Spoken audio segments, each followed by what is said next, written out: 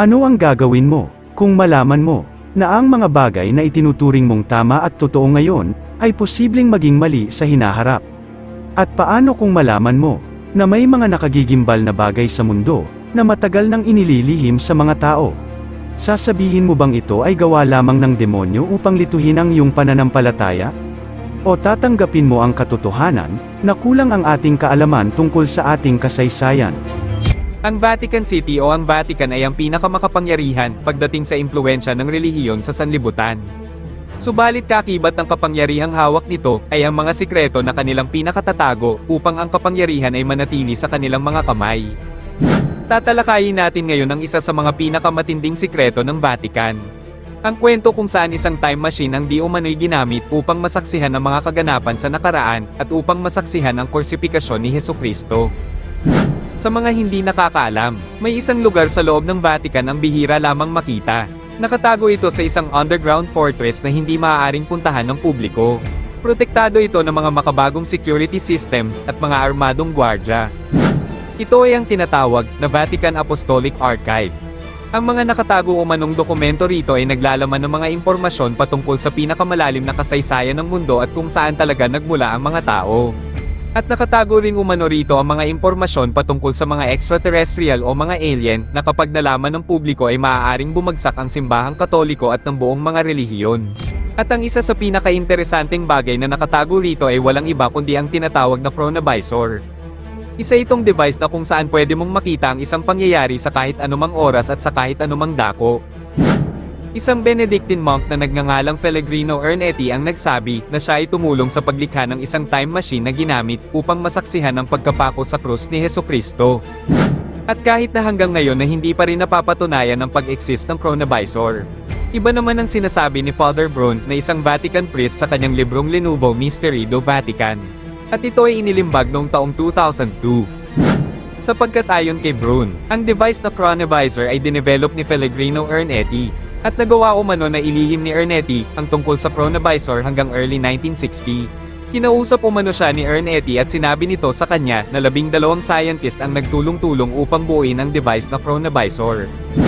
Sa librong Linuvo Mysteri do Vatican ni Father Brun ay inilahad niya kung paano sila nagkakilala ni Father Ernetti.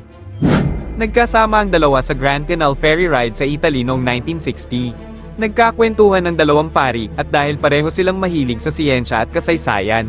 Napag-usapan nila ang iba't ibang interpretasyon ng Biblia. At biglang sinabi ni Ernetti kay Brun na maaaring makita ang tunay na nangyari sa nakaraan at makita ang katotohanan gamit ang mga mata. Inakala ni Brun na nagbibiro lamang si Ernetti sa kanyang sinabi.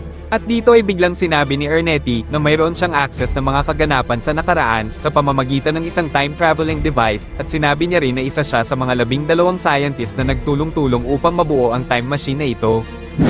Ayon kay Ernetti, ang chronovisor ay mayroong mga antena at 3 rito ay gawa sa mysterious metals na nakakasagap ng mga sounds at light waves sa iba't ibang wavelengths at spectrums. Isang direction finder ang ginagalaw upang mahanap ang isang specific na era o panahon na gustong makita.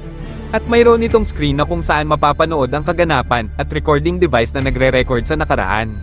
Hindi ito isang time machine na pwede kang maglakbay sa nakaraan, ngunit maaari mo itong i-program upang makita mo ang nakaraan sa screen na parang telebisyon. At ayon kay Ernetti, ay napanood na niya rito ang napakaraming nakakamanghang pangyayari sa nakaraan. Napanood niya umano ang talumpati ni Tullius Cicero sa Roman Senate noong 63 BC. Idinagdag pa ni Ernetti na nasaksihan niya rin kasama ang kanyang grupo ang ilan sa mahahalagang pangyayari sa Biblia. Gaya ng pagkakapako ni Hesukristo, pagkakatatag ng Roman Empire, at hanggang sa pagkakagunaw ng Sodoma at Gomorrah. Noong 1952, nagtatrabaho si Father Ernetti sa isang proyekto para sa Catholic University of Milan. At bilang eksperto sa early Christian music, pinag-aaralan niya at nire-restore ang mga tape recording ng Gregorian chants. At habang pinakikinggan ng isa sa mga tape ay biglang narinig ng founder ng eskwelahan na nagngangalang Agostino Gemelli ang boses ng kanyang ama kahit patay na ito sa panahon ng recording. Ngunit ang kanyang narinig mula sa boses ng kanyang ama ay hindi mensahe mula sa kabilang buhay, kundi ang boses ng kanyang ama na nakikipagtalo sa presyo ng wax ng sapatos. Ang ama ni Gemelli ay isang sapatero na gumagawa at nagtitinda ng mga sapatos. At dahil sa narinig ni Gemelli ang boses ng kanyang namayapang ama, inakala ni Gemelli na ito ay biyaya ng Diyos. Ngunit ang iniisip naman ni Ernetti ay may scientific explanation sa pangyayaring ito. Naisip nito na posibleng ang mga tanawin at tunog ng mga tao sa nakaraan ay maaaring nag-e-exist pa rin kahit matagal na itong nangyari. At ayon kay Ernetti ay posible itong ma-detect. At dahil si Gemelli ang presidente ng Pontifical Academy of Sciences ay nagawa nitong pondohan ang isang proyekto upang pag-aralan ang posibilidad ng pakikinig o pagtingin sa mga pangyayari sa nakaraan. Bumuo si Ernetti ng isang grupo na may 12 scientist, ngunit 2 lamang ang pinangalanan ni Ernetti sa mga ito. Ang isa ay si Enrico Fermi, isang Italian-American physicist at kilala mula sa kanyang Fermi Paradox at sa paggawa ng kauna-unahang nuclear reactor. At ang isa naman ay ang Nazi rocket scientist na naging direktor ng NASA. At siya ay nagngangalang Wernher von Braun. At sa mga hindi nakakaalam, ang 12 scientist na ito ay ang tinatawag na MJ-12 o mas kilala sa tawag na Majestic 12. Sinasabi ni Ernetti na ang kanyang grupo ay nadiskubre na ang mga lights at sounds ay nag-e-exist pa rin sa paligid bilang isang form of energy. At sa paggamit ng ilang mga series ng antena, nagagawang ma-detect ng chronovisor ang mga natitirang electromagnetic radiation at i-translate ito sa isang imahe o sa isang tunog. Pipili ng espesipikong petsa o lugar ang operator ng chronovisor at ang mga pangyayari ng mga panahong iyon ay magagawang makita sa malaking cathode ray tube. Walang duda na namangha ng lubos si Braun sa istoryang ito. Tinanong ni Braun si Ernetti kung ano ang nangyari sa device. Inamin naman ni Ernetti na dinala ito sa Santo Papa. At dahil sa kakayahan ng chronovisor na makita ang kahit anong pangyayari sa nakaraan, ay maaaring gamitin ito bilang isang armas. Naisip ni Pope Pius XII na kung mapupunta sa maling kamay ang chronovisor, ay malaking problema ang may dudulot nito. Kaya naman pinag-utos ng Santo Papa na kalasin ang chronovisor at pinagbawalan ng sino man na magsalita tungkol dito. Nanatiling nakatago ang istorya ng chronovisor sa sumunod na 12 taon. Ngunit noong May 2, 1972, isang artikulo ang lumabas sa isang Italian magazine. Ito ay ang La Domenica del Corriere. Pinamagatan ng artikulong ito na a machine that photographs the past has finally been invented. Kalakip din ng artikulo ang isang larawan na sinasabing kuha ng chronovisor na nagpapakita ng pagpako ng mga Romano kay Jesus sa krus. Ngunit ang mga litratong ito mula sa lumabas na artikulo ay sinasabing mga peke lamang. Sapagkat ang larawang ito ni Hesukristo ay kopya lamang ng isang estatwa mula sa isang simbahan sa Central Italy. Ang isa pa sa mga larawan mula sa artikulo ay litrato lamang ng isang painting na gawa ng isang German artist at ito ay ipininta noong 1900. Ang mga litratong ito na inuugnay sa chronovisor ay hindi naman nagmula kay Ernetti. Sa madaling salita, ay hindi naman nagmula ang mga ito sa chronovisor at walang kinalaman si Ernetti sa mga naglabasang larawang ito. Sapagkat noong taong 1994 pagkatapos pumanaw ni Ernetti ay may isang tao ang nagpakilalang kamag-anak ng pari. At sinasabi ng taong ito na bago pumanaw si Ernetti, ay umamin raw ito na ang mga larawan ay hindi naman nagmula sa kanya. Marahil ang mga larawang ito na lumabas mula sa artikulo ay gawa-gawa lamang ng Vatican upang magka-interes ang mas marami pang tao sa simbahang Katoliko.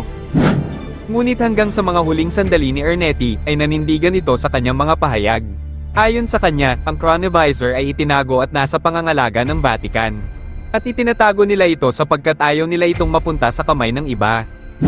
Bago pa man pumanaw si Father Ernetti, ay sumulat ito ng isang open letter na kung saan inulit niya at binigyang diin na totoo talaga ang chronovisor.